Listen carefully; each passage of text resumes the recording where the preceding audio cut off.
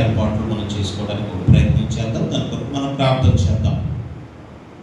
మంచిది. గత 15 సంవత్సరాల క్రింద జరిగిన విషయాన్ని చెప్తాం. అప్పటికి యేసయ్య అంటే నాకు తెలుసు, యేసు ప్రభు వారు మేలు చేస్తాడని తెలుసు, ఆశీర్వాదం ఇస్తాడని తెలుసు. ఒకరోజు ఒక దైవ సేవకులతో కలిసి నేను బయటికి వెళ్ళాను. అప్పటికి పరిపూర్ణమైనటువంటి ఈ యొక్క సేవా పరిచర్యలో లేను. ఆ ప్రాంతంలో దేవుని సువార్త ప్రకటించిన తర్వాత రాత్రి 11:30 ఆ సమయం అవుతా ఉంది. అందరూ భోజనాలు చేశారు. సేవకుడు అన్నాడు, వెళ్దాం, ఇంకా ఆఖరి బస్సు ఉంది విజయవాడకు. ఏ బస్సు? ఆయన బండి లేదు, ఏమీ లేదు. సరే, ఆయనతో పాటు నేనున్నాను. మనం బస్సులో వెళ్ళాలి. ఆ బస్సు వెళ్ళిపోతే మనకి ఇక బస్సు దొరకదు. కాబట్టి మనం త్వరపడి ఆ బస్ స్టాండ్ దగ్గరికి వెళ్ళాలి. సరే, అక్కడ బాగా పేద ప్రజలు ఉన్న ప్రాంతం అది. అలాగే బయలుదేరి నడుచుకుంటూ వచ్చాం. ఆ బస్ స్టాండ్ దగ్గర 2-3 తప్ప ప్రజలు లేరు. సరే, నిలబడ్డాం. 11:30 అయింది. ఇక బస్సు వస్తుంది అని అనుకుంటా ఉన్నాం. బస్సు రాలా. 11:40 అయింది. బస్సు రాలా. 5 నిమిషాల తక్కువ 12 అయిపోయింది. బిక్కుమంటూ అలాగే నిలబడి ఉన్నాం. ఆఖరి బస్సు, అది పోతే బస్సు లేదు. అక్కడ పడుకోవటానికి కూడా విశ్వాసులు ఇళ్ళు పూరి గుడిసెలు. అంటే పడుకోవచ్చు, కానీ అక్కడ ఉన్న పరిస్థితులు అంత భయానకమైన పరిస్థితులు. ఊరి పేరు చెప్పడం కాదు. సరే, మొత్తానికి అక్కడే నిలబడి ఉన్నాం. ఏం చేయాలో తెలియని పరిస్థితి. ఈలోపు నేనంటున్నా, మనం వచ్చింది దేవుని పని కదా పాస్టర్ గారు, మనం వచ్చింది దేవుని పని కదా, దేవుడు ఏర్పాటు చేయాలి కదా.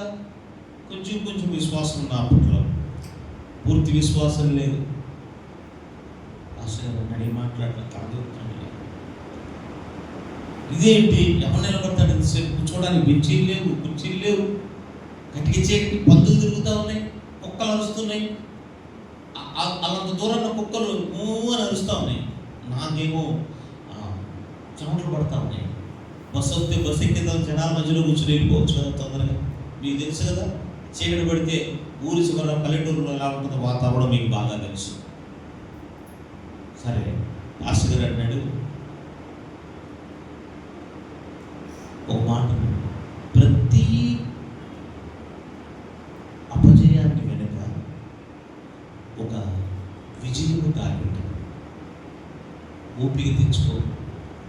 తప్పనిసరిగా మనం బస్సు ఎక్కి వెళతామన్నాడు. మొదటిసారి అయిపోయింది. అప్పటికి 5 నిమిషాలు అయింది. బస్సు రాయి.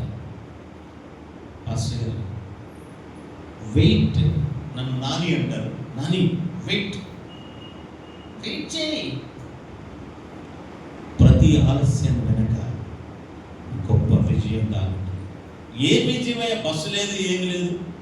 ఆఖరి బస్సు వెళ్ళిపోయింది. ఇంకే విజయం ఎవడని వస్తాడో, ఏసీ కార్ ఏమైనా వస్తుందో మన కోసం.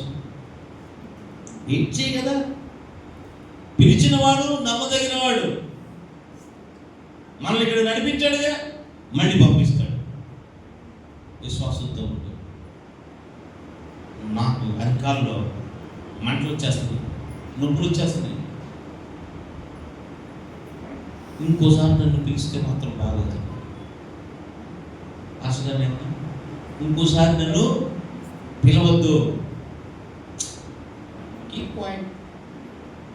ఈలోపు అల్లంత దూరాన 2 హెడ్ లైట్స్. నేను అనుకున్నా అదేదో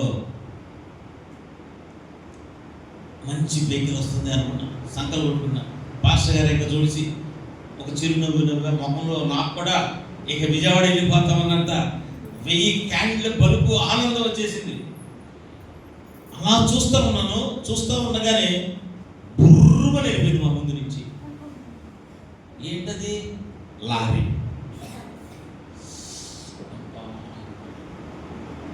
మళ్ళీ పాస్టర్ గారు మొహం చూశాను. 12:30 30 బాడీని ఆ వెయిటింగ్ అనేది చాలా పెయిన్ఫుల్, భారమైంది. సరే, ఈలోపు మరలా అనంత దూరాన లైట్స్ కనపడతా ఉన్నాయి. ఇక నేను ఈసారి కూడా వచ్చేది లారీయే, నువ్వు చూసుకో అన్నట్టుగా అలాగే నిలబడ్డ, చేతులు కట్టుకున్నట్టు పక్క. ఈలోపు అల్లంత దూరాన్ని వస్తుంది. అది లారీ కాదు, పాసింజర్ కాదు, డీలక్స్ బస్. ఆ రోజు అది బ్రేక్ డౌన్ అయ్యి, అది ఏ బస్సు, మామూలు సీట్లు బస్సు కాదు, పుష్ బ్యాక్ సీట్లు బస్సు. చప్పట్లు కొట్టాలనిపించలేదా? పుష్ బ్యాక్ సీట్లు వచ్చింది. ఫస్ట్ చీతాడు, లాంచి పైజామాలో ఉన్నాడు, చేతిలో బ్యాగ్, హ్యాండ్ బ్యాగ్ నేను పట్టుకున్నా, చీతాడు. బస్ ఆగింది.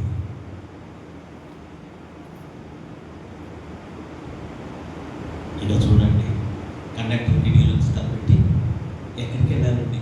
విజయవాడ వెళ్ళాలి. మరి టికెట్ పై ప్రాంతం పర్వాలేదండి, డోర్ తీశాడు. బస్సులో దరిదాపుగా 20 మంది ఉన్నారు. హాయిగా బస్సు ఎక్కి సీట్లో కూర్చున్నాను. విజయవాడ వచ్చేసరికి తెల్లవారుజాము 4 గంటలైంది. చూడండి, ఎందుకు ఈ మాటలు మీకు చెప్పాను, నా జీవితంలో అనుభవం మీకు ఎందుకు పంచుకున్నానంటే, కొన్నిసార్లు జీవితంలో ఏదో పోగొట్టుకున్నాము అన్నట్టుగా ఉంటుంది. కొన్నిసార్లు ఏదో ఓడిపోయాం అన్నట్టు ఉంటుంది.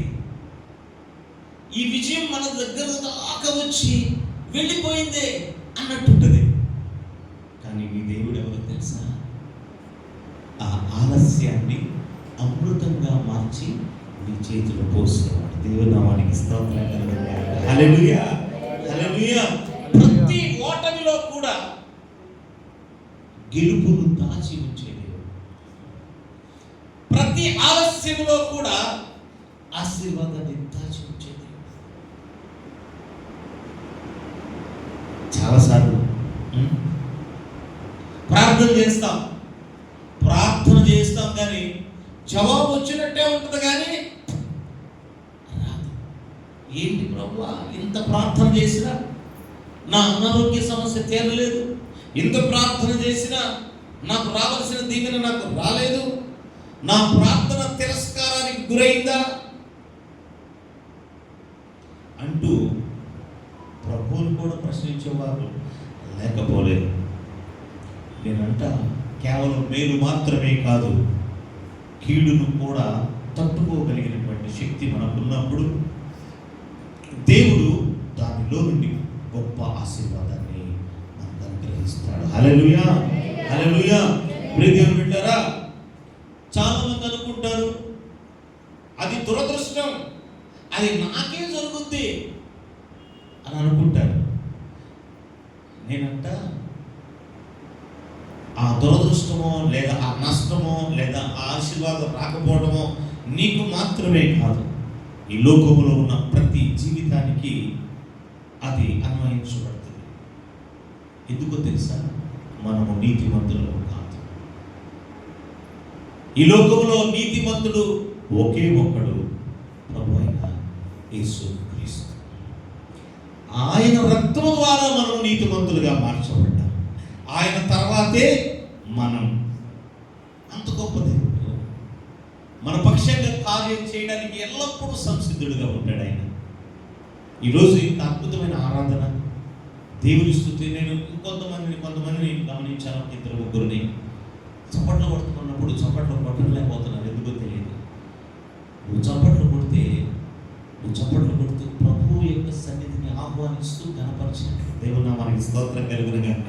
నిన్నను మొన్న మాట్లాడుకున్నాం, యెహోవా దయాళుడు, ఆయన కృప నిరంతరం ఉండునని ఇశ్రాయేలులు గొంతెత్తి అరిచినప్పుడు ఆకాశ మండలం మీద ఉన్న దేవుడు మేఘవాహనుడై ఆ మందిరంలోనికి దిగి వచ్చేసాడు. దేవుని నామానికి స్తోత్రం కలుగునుగాక. హల్లెలూయా. స్తోత్రం చెప్పినప్పుడు స్తోత్రం చెప్పాలి. దేవుని ఘనపరచాల్సిన సమయంలో ఘనపరచాలి, ఆయన హత్తుకోవాలి. మంచిది. చూడండి, ఈ దిన ధ్యానము నిమిత్తము ఆదికాండము 49వ అధ్యాయం, త్వరగా తీయండి. 49వ అధ్యాయం 19వ వచన భాగంలోని కొన్ని మాటలు మనం ధ్యానం చేద్దాం. ఆదికాండము 49వ అధ్యాయము 19వ వచనం భాగం. పంటుల గుంపు గాదును కొట్టును, అతడు మడిమను కొట్టును. ఆషేరును వద్ద శ్రేష్టమైన 18-19 వచనాలు. యెహోవా నీ రక్షణ కొరకు కనిపెట్టి ఉన్నాను. బంటుల గుంపు గాదును కొట్టును, అతడు మడిమను కొట్టును. ఎవరు అతడు అంటే? ఎవరు అతడు అంటే ఇక్కడ ఎవరి గురించి చెబుతున్నాడు? గాదును గురించి. ఎవరు పలుకుతున్నారు? తండ్రి అయిన యాకోబు కుమారుడైన గాదును గురించి ఒక ప్రవచనం చెబుతా ఉన్నాడు. యాకోబుకు సంతానము ఎంతమంది? 13 మంది సంతానం అన్న, కుమారులు అన్న. ఏమన్నారు? సంతానం. సంతానం 13. మరి దీనాన్ని ఎక్కడ పెడదాం? దీనా ఉందిగా కదా. రాహేలుకు ఒక దాసి, లేయాకు ఒక దాసి. దాసీల పేర్లు బిల్హా, జిల్ఫా. జిల్ఫాకు పుట్టినవాడు గాదు. ఆదికాండంలో ఎక్కడ ఉంటుందంటే మీకు చెప్పాలి, చూస్తే మంచిది. ఆదికాండం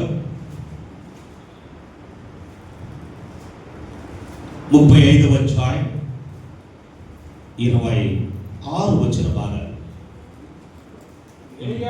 లేయా దాసి అయిన జిల్ఫా కుమారులు ఎవరెవరు? గాదు, ఆషేరు. గాదు ఇప్పుడు యాకోబుకు కుమారుడు. ఈ 12 మంది ఇశ్రాయేలు దేశంగా ఏర్పాటు చేయబడ్డారు. ఒక జనాంగం, 12 గోత్రాలుగా దేవుడు వారిని ఆశీర్వదించాడు. యాకోబుకు పుట్టినటువంటి గాదు 49వ అధ్యాయంలో యాకోబు మరణానికి దగ్గర అయిన సందర్భంలో గాదును గురించి చెప్తూ, గాదును ఏముందట? బంటుల గుంపు ఏం చేసిందట? గాదును కొట్టును, అతడు మడిమెను కొట్టును. దేవుని నామానికి స్తోత్రం కలుగును గాక. హల్లెలూయా, హల్లెలూయా. చూడండి, గాదును పతనం చేయడానికి బంటుల గుంపు వచ్చిందట. ఏ గుంపు? బంటుల గుంపు. గాదు ఆశీర్వాద పుత్రుడు, వాగ్దాన పుత్రుడు, దేవుడు వాగ్దానం చేసిన గోత్రాలలో ఉన్నవాడు. ఇప్పుడు ఈ గాదును బంటులు చుట్టుముట్టాయి. దేనికి? బంటులు ఎందుకు చుట్టుముడతారంటే ఒక వ్యక్తిని పట్టడానికి, నాశనం చేయడానికి, పాడు చేయడానికి, బంధించడానికి, చిత్రం చేయడానికి, నిరుత్సాహపరచడానికి, నింద అవమానాలకు గురి చేయడానికి, ఇంకా అపజయానికి గురి చేయడానికి ఈ గాదు చుట్టూ ఏం చేరారట? బంటులు చేరారట. అయ్యో, చేరటమే కాదు, ఏం జరిగిందట? గాదును కొట్టే. మరి గాదును కొడితే ఇప్పుడు గాదు ఏం చేస్తున్నాడు? తిరిగి వాళ్ళ మడిమల మీద కొడతాడు. చప్పట్లు కొట్టాలనిపించిందా? దెబ్బ జరిగింది గాదుకి, నష్టపోయాడు, ఇబ్బందులకు గురయ్యాడు అన్నట్టే ఉంటుంది. కానీ తన ప్రియులైన బిడ్డల ద్వారా దేవుడు ఒక గొప్ప కార్యాన్ని వారి జీవితంలో దేవుడు జరిగేశాడు. హల్లెలూయా, హల్లెలూయా. సాతాను యొక్క గుంపులు బంటులుగా చేరి గాదు అనబడే మన జీవితాల్లో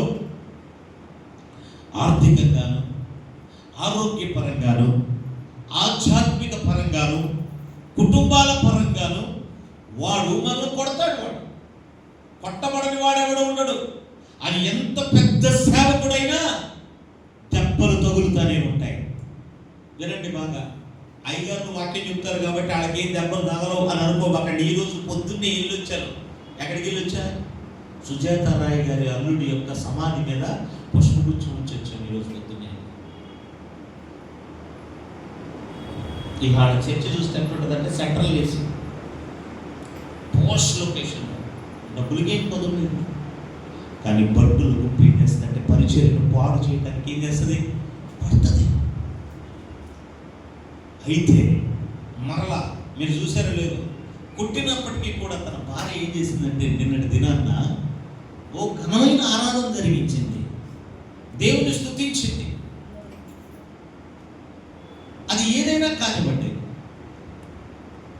నష్టము రాకుండా వాడు అపవాది నిన్ను చేయించాలి అని అనుకుంటాడు అంతే. వాడు నిన్ను కొడతాడు. బట్టల గుంపు ఏం చేసింది, బట్టల గుంపు గాదుని కొట్టింది. కానీ మడమ మీద కొట్టాడు అంటే ఏంటి? ఇప్పుడు మడమ ఎక్కడ ఉంటుంది, ముందు ఉంటుంది అనుకుంటుందా? మడమ అంటే ఇది. ఇప్పుడు నా ముందు ఉన్న వ్యక్తి నా ముందు తిరిగి ఉన్నాడు అనుకోండి, అప్పుడు వాడి ముందు వేళ్ళు కనపడితే మడి కనపడుతుందా? నాకు అర్థం చేసుకోండి. ఇప్పుడు నా వ్యక్తి నా ముందు అటు తిరిగి ఉన్నాడు అనుకోండి, అప్పుడేముంటుంది, మడి. అటు తిరిగి ఉన్నాడు అంటే దాని అర్థం ఏంటి? నన్ను కొట్టడానికి ఉన్నాడా, నా ముందు నుంచి వెళ్ళిపోటానికి ఉన్నాడా, పారిపోటానికి ఉన్నాడు. దేవునామానికి స్తోత్రం.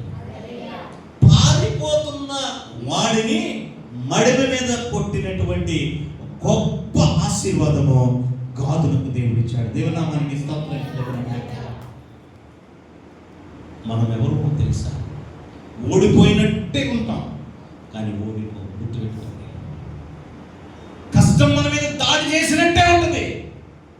అది ఏమీ చేయలేదు. నా జీవితంలో జరిగిన ఎగ్జాంపుల్ మీకు చెప్పాను.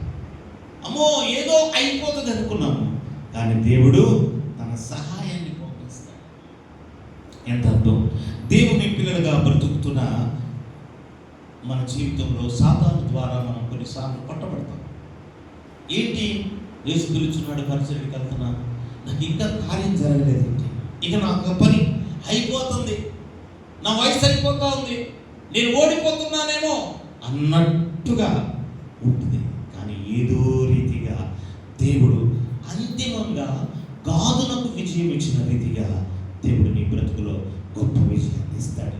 హల్లెలూయా! గాదును మాత్రమే కాదు, నిన్ను కూడా దేవుడు విజయం వైపు నడిపిస్తాడు. దేవుని నామానికి స్తోత్రం కలుగును గాక. హల్లెలూయా! బైబిల్ గ్రంథంలో ఉన్న విశ్వాసులందరూ మీరు చూడండి, వాళ్ళు ఓడిపోయినట్టే అనిపిస్తారు, కానీ చివరాఖరికి ఎవరు గెలుస్తారు? వారే గెలిచారు. యోబు గ్రంథం 20వ అధ్యాయం 4వ వచన భాగంలో ఒక చక్కని మాట మనం చూద్దాం. నిద్రపోతున్న వారు చక్కగా దేవుని స్తోత్రం చెప్పండి. ముందు మా రతరాపై తడిచి తర్వాత పక్కన ఉన్నామా దేవునికి స్తోత్రం. హల్లెలూయా! ఎందుకో తెలుసా? చల్లగుంది లోపల, బయట మంట మండిపోతా ఉంది. దేవుడు గొప్ప కృపనిచ్చాడు ఇక్కడ. ఈ మందిరాన్ని బట్టి, సేవకుని బట్టి దేవుని స్తోత్రం చెల్లిద్దాం. హల్లెలూయా! చదవండి యోబు గ్రంథం 20వ అధ్యాయం 4వ వచనం.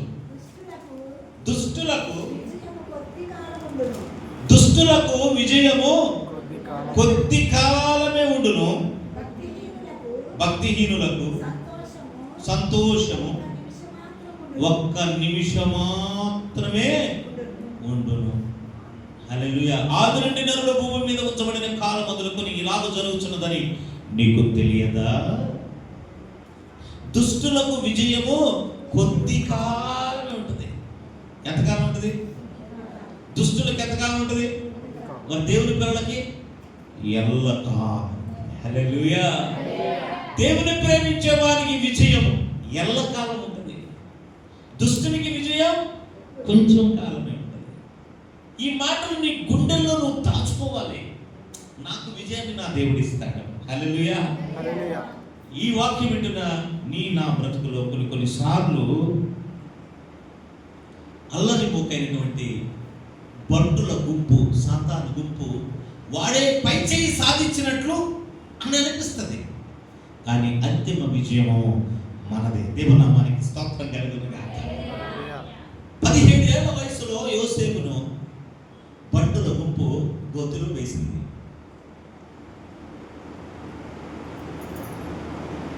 అక్కడి నుంచి తన ప్రస్థానం ప్రారంభమైంది.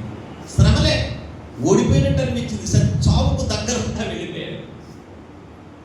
ఐగుప్తుకు తీసుకువెళ్ళిన తర్వాత నడి రోడ్డు మీద నిలబెట్టి బట్టలన్నీ తీసేసి ఒక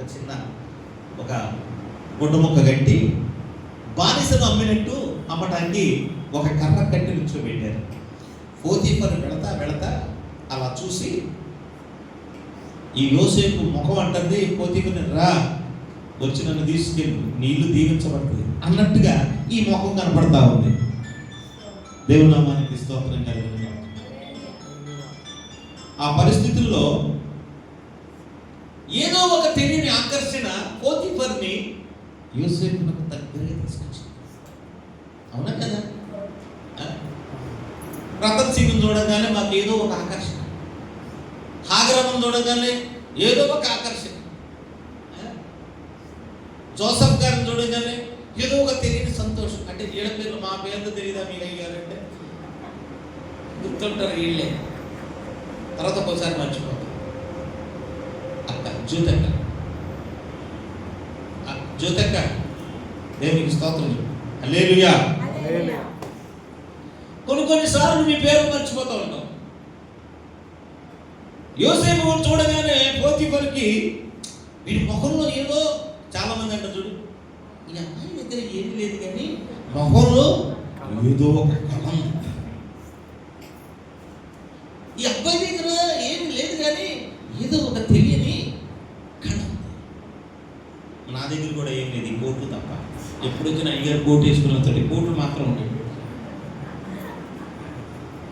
దేవునికి స్తోత్రం. నా దగ్గర కోటు ఉంది, ఆ లోపల గుండె ఉంది, ఆ గుండెలో నా యేసు ఉన్నాడు. దేవునికి స్తోత్రం. హల్లెలూయా. సో యోసేపును చూడగానే పోతీఫర్కి ఏదో ఒక తెలియని ఆకర్షణ అనిపించింది. గబా వెళ్ళాడు. ఏ అబ్బాయి, మా ఇంట్లో పని చేస్తావా? వీడికి ఎలా? ఇదిగో తీసుకో, వాడిని మాకు పంపించి తీసుకున్నాడు, ఇంటికి తీసుకెళ్ళాడు. యోసేపు ఇంటిలోనికి రాగానే పోతీఫరు ఇంటి అధికారాన్ని యోసేపు చేతిలో పెట్టాడు. యోసేపు అడుగు పెట్టగానే పోతీఫరు ఇల్లంతటిని దేవుడు ఆశీర్వదించాడు.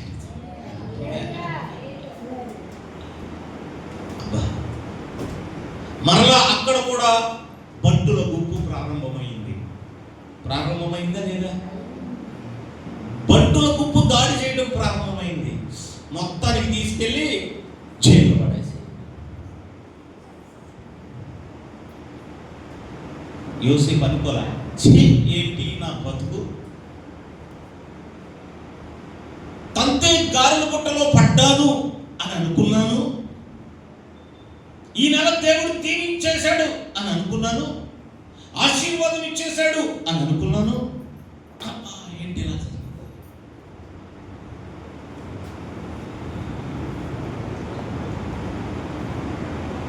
ఇప్పుడు ఈ 17 సంవత్సరం నుంచి బాగా వినండి అక్క వినండి. 17 వయసులో పడేసేది గోతులో. ఐగుప్తుకు వెళ్ళిన తర్వాత 30వ సంవత్సరంలో రాజు అయ్యాడు. 17 నుంచి 33, 30 సంవత్సరాలు. మధ్యకాలం ఎంత?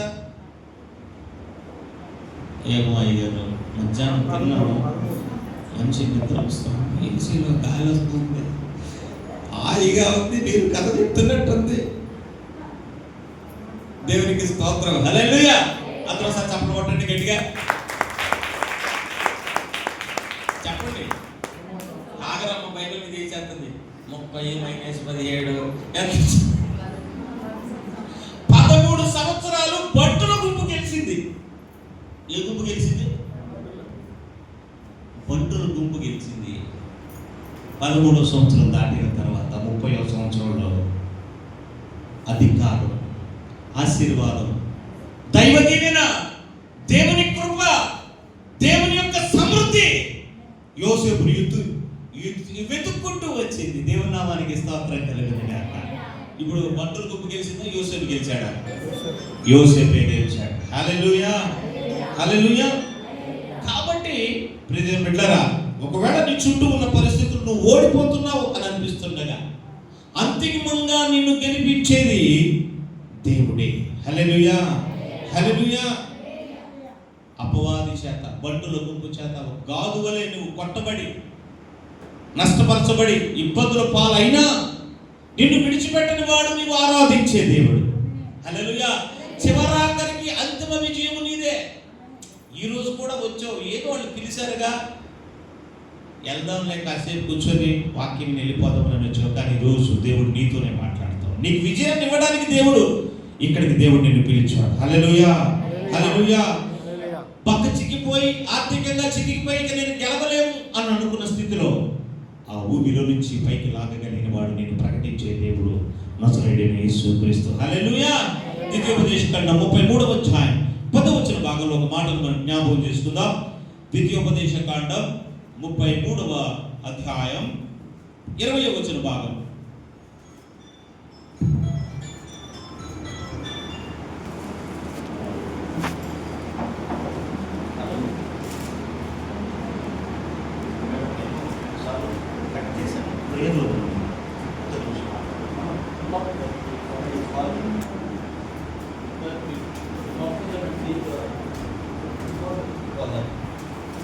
చదవండి. నఫ్తాలీని గురించి ఇట్లా నేను అయ్యా, నఫ్తాలీని గురించి ఇట్లా నేను కటాక్షము చేత తృప్తి పొందిన మ్. నఫ్తాలి, మ్.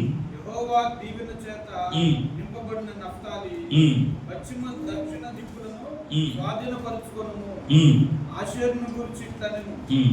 ఆషేరు మ్. తన సహోదరుల కంటే ఎక్కువగా ఆశీర్వదింపబడును. మ్. అతడు తన సహోదరుల కంటే మ్. కటాక్షం నందును. మ్. తన పాదములను తైలములో ముంచుకో. గాదు 20వ వచనం చదవమన్నాను నేను. గాదును గూర్చి ఇట్లా నేను, గాదును విశాలపరచువాడు స్తుతించబడును. అతడు ఆడు సింహము వలె పొచ్చియుండును, బాహువును నడినెత్తిని చీల్చివేయును. దేవునామానికి స్తోత్రం కలుగును గాక. హల్లెలూయా, హల్లెలూయా. ఇప్పుడు తండ్రి అయినటువంటి యాకోబు పెద్ద పెద్ద వచనాలతో ఆశీర్వదించాడా? చిన్న వచనమే. ఏమన్నాడు? బట్టల గుంపు ఆయన కొట్టును, మడి మీద ఈయన కొట్టును అన్నాడు. కానీ ఇక్కడ చూడండి, దైవజనుడైనటువంటి మోషే ద్వారా ఇవ్వబడిన ఆశీర్వాదాలు ఎంత అద్భుతంగా ఉన్నాయో. ఏమంటున్నాడు? కాదు ఎలా ఉన్నాడట? విశాలపరచువాడును, గాదును విశాలపరచువాడు స్తుతించబడును గాక అంటూ, అతడు ఆడు సింహము వలె పొంచియుండును, బాహువు నడినెత్తిని చీల్చివేయును. అతడు తన కొరకు మొదటి భాగము చూచుకొనును, అక్కడ నాయకుని భాగము కాపాడబడెను. అతడు జనములలోని ముఖ్యులతో కూడా వచ్చెను. యెహోవా తీర్చిన న్యాయము జరిపెను. అందరూ చెప్పండి. యెహోవా తీర్చిన న్యాయము జరిపెను. అందరూ చెప్పండి. యెహోవా తీర్చిన న్యాయము జరిపెను. ఇశ్రాయేలు యొక్క యెహోవా విధులను ఆచరించెను. ఎంత అద్భుతం! తండ్రి అయినటువంటి యాకోబేమో చిన్న ఆశీర్వాదం ఇచ్చాడు, దైవజనుడైనటువంటి మోషే ఎంత గొప్ప దీవెన ఇచ్చాడు. దేవునామానికి స్తోత్రం కలుగును గాక. హల్లెలూయా, హల్లెలూయా. నీ తల్లి నీ తండ్రి నీ బ్రతుకులో ఏదో కొంచెం నీ చేతిలో పెట్టి ఉండొచ్చు, కొంచెం ఆశీర్వాదం నీకు ఇచ్చి ఉండొచ్చు. కానీ నీవు ఆరాధించే నీ దేవుడు ఎవరో తెలుసా? నీ తల్లి స్థానాన్ని, నీ తండ్రి స్థానాన్ని భర్తీ చేయగలిగినటువంటి సమర్థుడు. దేవునామానికి స్తోత్రం కలుగును గాక. హల్లెలూయా. నీ తల్లిదండ్రులు ఇచ్చిన ఆశీర్వాదం కంటే పరమందు నీ దేవుడు ఇచ్చే ఆశీర్వాదం గొప్ప దీవెనగా మార్చబడుతుంది. హల్లెలూయా. ఈ మధ్యాహ్న సాయంకాల సమయంలో ఎంత అద్భుతం! తండ్రి అని యాకోబు ఏమి ఇచ్చాడు? చిన్న దీవెన ఇచ్చాడు. ఏమన్నాడు? బట్టలు గుంపు గాదును కొడుతుంది, అతను మడిని కొడతాడు. ఇదే. కానీ దైవజనుడైన మోషే ఎన్ని ఆశీర్వాదాలు ఇచ్చాడు. అతడు పొచ్చి ఉంటాడు. ఎలాగా? ఆడసింహము వలె. కాదు, దేవుని యొక్క తీర్పును నెరవేర్చువాడు. ఎంత అద్భుతం! ఇశ్రాయేలు యొక్క యెహోవా విధులను ఆచరించువాడు. ఏమండి, నేను ఒక్క మాట చెప్తానండి. మీ బ్రతుకులో మీ తల్లిదండ్రులు మీకు ఇస్తే కొంచెమే ఇస్తాడు. నువ్వు ఆరాధించే దేవుడు నీకు ఇస్తే నీ